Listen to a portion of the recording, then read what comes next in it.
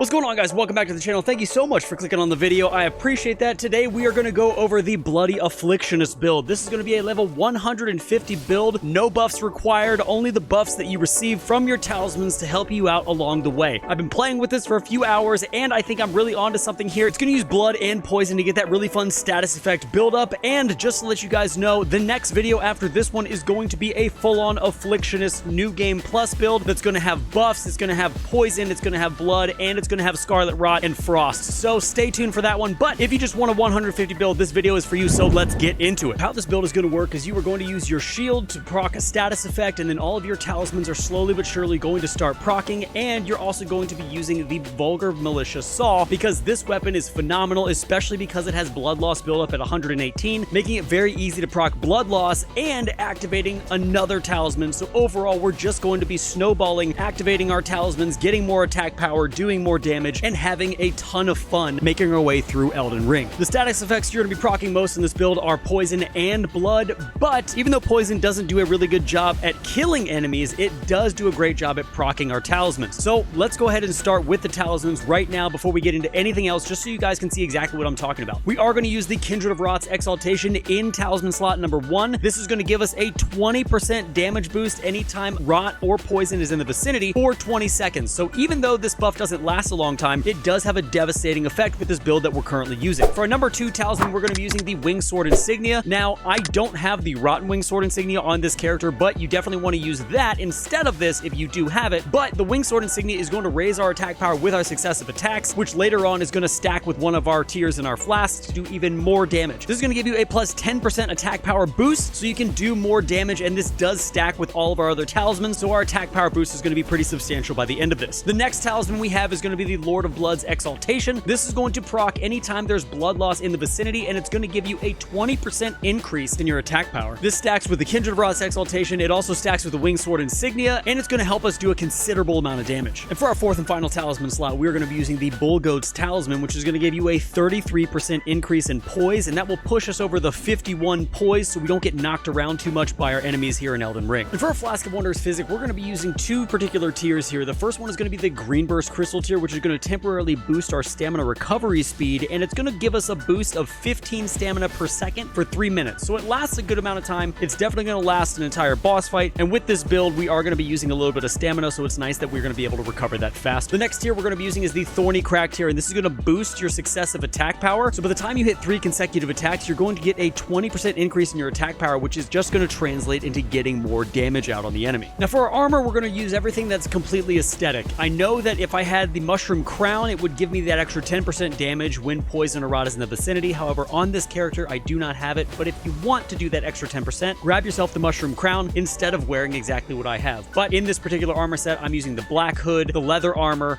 the Twinned Gauntlets, and the Scaled Greaves. And as I said before, this is all purely aesthetic. I like looking as cool as possible when playing Elden Ring, and I think I've done that with this build overall. And you guys let me know down in the comments if there's anything that you would change to look like more of an Afflictionist, or if you think the Mushroom Crown looks absolutely ridiculous. And just so you guys know, at the end of this video, when I put my stats up on the screen, I am going to go ahead and tell you where to get every single one of these items, so you don't have to go looking everything up. You can just come back to this video and see exactly where everything is. Moving on to the weapon, we're going to focus on the weapon first, and then I'm going to talk a little bit about the shield, but the weapon is the Vulgar Militia Saw, as stated beforehand. This is going to have a strength scaling of C, a dex scaling of B, and an arcane scaling of D, and it's going to have that blood loss at 118. Now, I have put Sword Dance on this so I can get that blood loss to proc pretty much within 1 attack, so that is super helpful.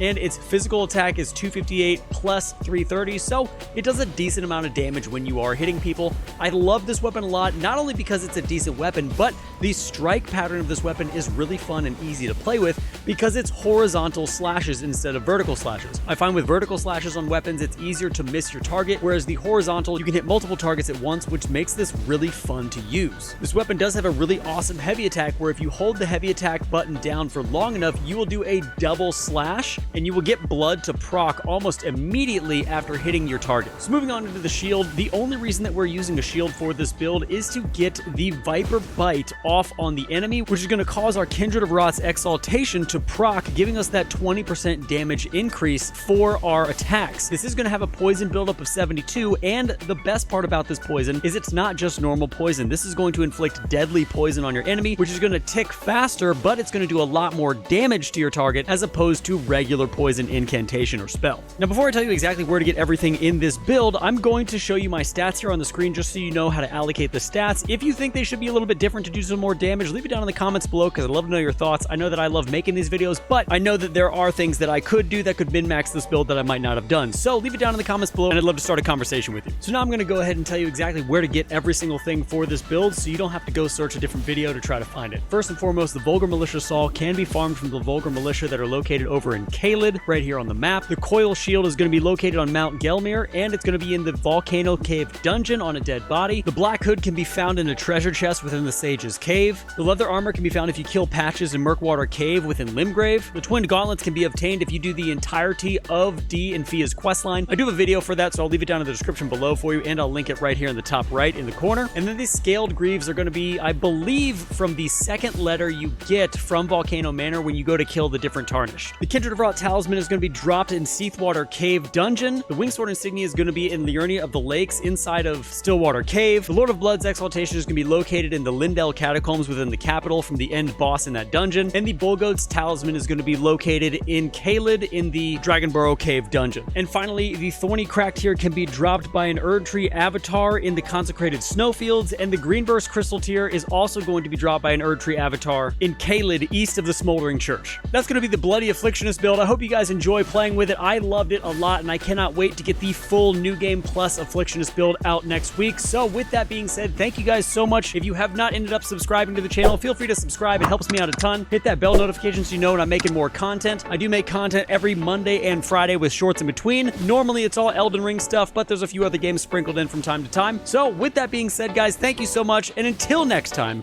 stay safe, enjoy the game, and I'll see you in the next one.